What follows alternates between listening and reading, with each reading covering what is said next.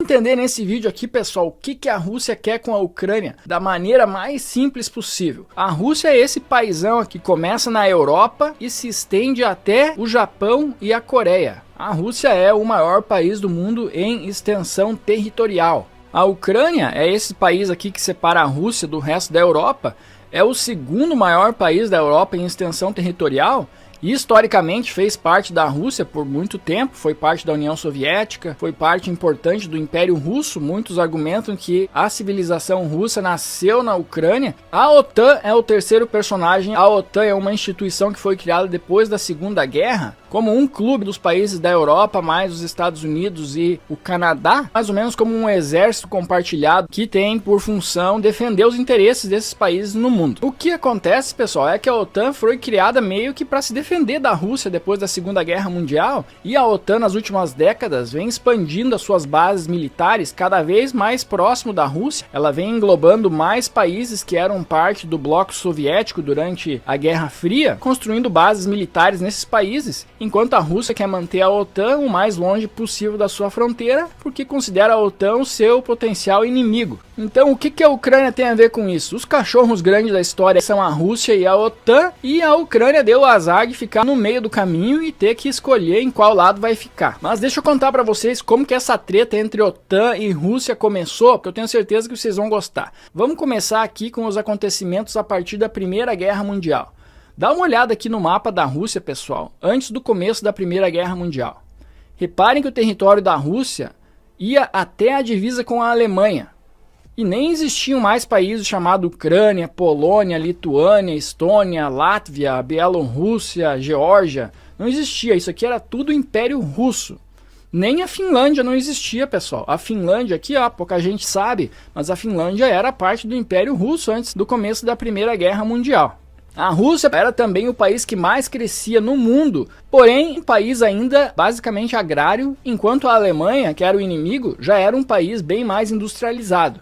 E isso faz muita diferença numa guerra, né? Porque você precisa produzir equipamentos e munição rápido e ao mesmo tempo produzir suplementos para manter a sua população e o exército. Então o que aconteceu vocês podem imaginar. O Tsar, que era o imperador russo, foi com tudo com o seu exército para cima da Alemanha e do Império Austro-Húngaro, tomou uma série de reveses ali nos primeiros anos da guerra que dizimaram o seu exército, empobreceram muito a população da Rússia. A situação ficou tão ruim que ele acabou tendo que renunciar e colocou um governo provisório. Só que existia um outro movimento quebrando o pau na Rússia internamente, que tinha por objetivo matar o Tsar e a sua família, tirar a Rússia da guerra e instaurar o comunismo na Rússia e em toda a Europa. Já a Alemanha estava desesperada em acabar com a guerra do lado da Rússia, porque estava tomando um pau lá do outro lado, no fronte ocidental. Então o que a Alemanha fez? Pegou um ativista barra guerrilheiro barra revolucionário comunista russo que estava exilado na Suíça, botou dentro de um trem com uma montanha de dinheiro e mandou lá para São Petersburgo para ajudar o movimento bolchevique a ganhar o poder e retirar a Rússia da guerra, para que então a Alemanha pudesse se focar lá no outro lado contra a Inglaterra, França e Estados Unidos. E o nome desse cidadão? Vladimir Lenin. Isso mesmo, Lenin estava na Suíça, a Alemanha foi lá buscar ele, botou num trem com um monte de dinheiro e mandou lá para a Rússia para ajudar com a Revolução Comunista, que depois formou a União Soviética, que na Segunda Guerra Mundial esmagou a Alemanha. Olha como é que um evento leva ao outro mesmo, e como a história é irônica. Então o Lenin voltou lá para a Rússia, organizou o movimento bolchevique, eles foram bem sucedidos, conseguiram matar o Tsar, mataram toda a família do Tsar e, como prometido, tiraram a Rússia da guerra. Só que na hora que você termina uma guerra, você não fala assim, ah, perdi, vou pra casa, vamos parar de brigar. Pra você sair de uma guerra como perdedor, você tem que convencer o adversário a parar de te bater. Então como que se faz isso? Você senta lá com os representantes do teu inimigo e você negocia os acordos de paz. Você pergunta pro seu adversário o que eles querem para parar de te bater. Então no caso aqui, o representante russo, que era o seu Leon Trotsky, teve que sentar lá com o general alemão para ver o que a Alemanha queria, e o general alemão praticamente estuprou os russos nesse tratado de paz. Ele fez com que a Rússia abrisse mão de 2,5 milhões de quilômetros quadrados, que estamos falando de territórios de países inteiros. A Rússia teve que abrir mão da Ucrânia, da Bielorrússia, da Lituânia, da Látvia, da Estônia, da Finlândia, toda essa região aqui circulada no mapa, e de 1/3 de sua população. Os próprios políticos alemães acharam que as imposições foram muito pesadas, porque quando você impõe restrições muito severas ao perdedor, isso gera um sentimento de ódio e de injustiça em quem perdeu, que acaba levando a outras guerras no futuro, como aconteceu com a própria Alemanha. Mas por que o Trotsky, um homem inteligente pra caramba, né, aceitou assinar um tratado tão severo assim para a Rússia, sendo que na verdade a Alemanha acabou perdendo a guerra poucos meses depois e a Rússia estava do lado que estava ganhando? Por que o Trotsky aceitou perder tanto território e tanta população assim? Porque eles acreditavam que com a União Soviética eles iam recuperar todo esse território e que depois eles iam conseguir expandir o comunismo pela Europa inteira, e que esses tratados aí não fariam mais sentido nenhum depois. E em partes ele estava certo, né? Porque com a União Soviética voltou a unificar todos esses territórios, com exceção da Finlândia. Tudo o resto virou União Soviética de novo. Na Segunda Guerra Mundial, os Estados Unidos e a Rússia se uniram num objetivo comum, que era o de derrotar o nazismo. O Hitler estava querendo tomar conta de tudo ali, tinha um exército muito poderoso e os Estados Unidos acabaram se aliando com a Rússia nessa empreitada. Mas quando acabou a Segunda Guerra Mundial e os Estados Unidos e a União Soviética já não tinham mais esse interesse em comum, cada um ficou para um lado, a Europa dividida no meio, e tudo para lá da Alemanha ficou sobre a zona de influência dos Estados Unidos, e tudo a leste, em direção à Rússia, ficou sobre a influência da União Soviética. Com essa separação da Europa, os Estados Unidos formou uma aliança militar com todos os países que ficaram do seu lado, todos os países da Europa Ocidental e mais o Canadá, e chamou essa aliança de OTAN.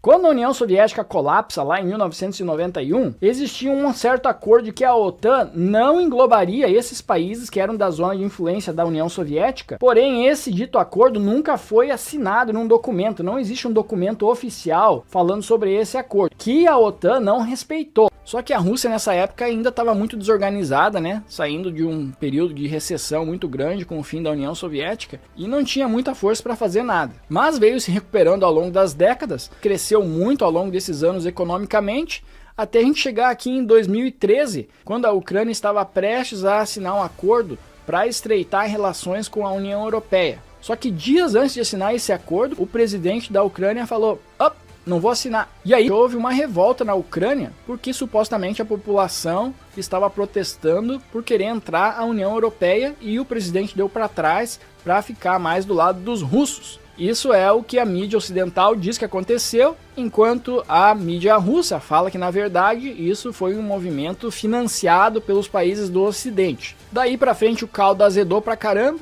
Existe uma parte grande da Ucrânia que é povoada por população russa, que descende dos russos, que fala russo e que se sente russa. Então, em 2014, na calada da noite, a Rússia veio com seu exército e tomou a Crimeia. Fizeram um referendo lá na Crimeia, onde grande parte da população votou que queria reunificar-se com a Rússia. E aí mesmo que o pau quebrou, porque o resto do mundo acha que esse referendo não era válido e não aceita que a Rússia tenha tomado esse território da Ucrânia. Já os russos alegam que isso foi só uma reunificação, citando o fato de que a Ucrânia era parte do Império Russo, era parte da União Soviética. Na última entrevista que o Putin, presidente da Rússia, deu, ele falou o seguinte: vocês aí da OTAN estão vindo cada vez mais perto aqui da minha fronteira, o que vocês esperam que eu faça? Se eu pegar o meu exército e colocar lá na fronteira dos Estados Unidos, vocês acham que os Estados Unidos não vai fazer nada?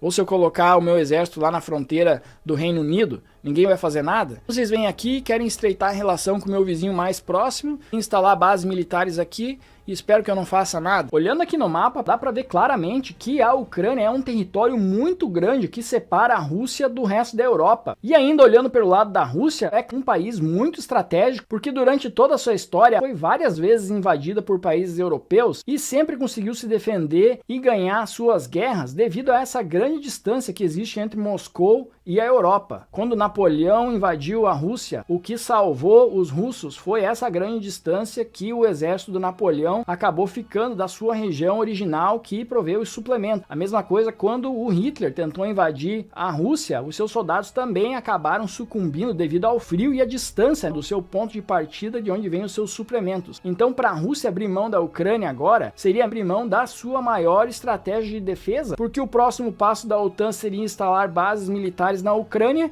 de onde mísseis podem chegar em Moscou em questão de minutos. Então esses são os motivos apresentados pelo Vladimir Putin. Quando você tem o seu adversário, o seu inimigo, com bases militares próximas ao seu país, apontando armas para você, você tem meio que obedecer o inimigo, porque você sabe que a arma está apontada para sua cabeça. E é por isso que quando lá nos anos 70 a União Soviética foi lá e instalou mísseis nucleares em Cuba, apontado para os Estados Unidos, quase começou a Terceira Guerra Mundial, porque os Estados Unidos nunca iam aceitar isso. Da mesma forma, agora a Rússia não quer que os Estados Unidos se aproxime, continue se aproximando. Então o seu Vladimir Putin falou: se vocês quiserem evitar uma guerra, vamos assinar um tratado que vocês se comprometem a nunca aceitar a Ucrânia e nenhum outro país aqui da minha fronteira na OTAN. Os Estados Unidos falou: sem chance, não vamos assinar esse tratado. E a Rússia falou: então é porque você está pensando mesmo em convidar esses países para entrar para a OTAN, pensando em colocar míssil aqui na minha fronteira. Então antes de você fazer isso, eu prefiro ir lá e tomar esse território para mim e garantir a minha própria segurança. Já a mídia americana, vários políticos e até o ex-embaixador americano da Rússia ridiculariza os argumentos da Rússia e fala: não tem nada a ver isso aí que você está falando, não tem ameaça nenhuma, vocês só querem tomar o país dos outros na marra e ficam inventando história aí. Então a moral da história é a seguinte, pessoal: o Putin está dizendo, vocês estão nos desrespeitando e mentindo para nós há anos, colocando a nossa segurança em risco e não escutam os nossos argumentos. Já os Estados Unidos estão falando: isso aí é tudo besteira, os russos só querem invadir os territórios dos outros